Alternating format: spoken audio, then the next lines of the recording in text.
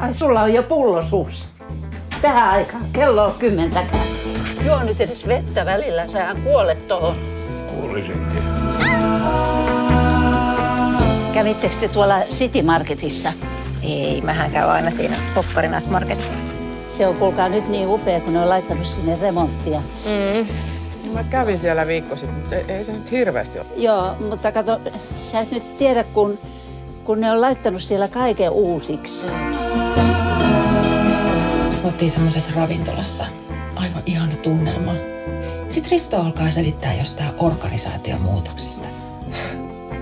Ja kun katoin sinne auringonlaskuun, mä ajattelin, että tää oli nyt tässä. Kohta on aika sun ekalle tyttökaverille. Voisi se olla poikakaverikin. Eilen kun sä vaan luit sillä sun laitteella, etkä edes kattonut muuhun päin, niin mulle tuli vähän kurja olo.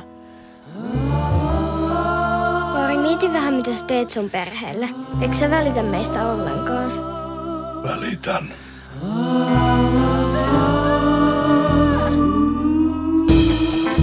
Hei, skoolataanko? Joo. Skool. Ei, nyt skoolataan. Ne mädit. Mädit on vielä. Hyvä joulu. Meillä on ristimme kaikilla tietysti. Ei se ole helppoa kenelläkään.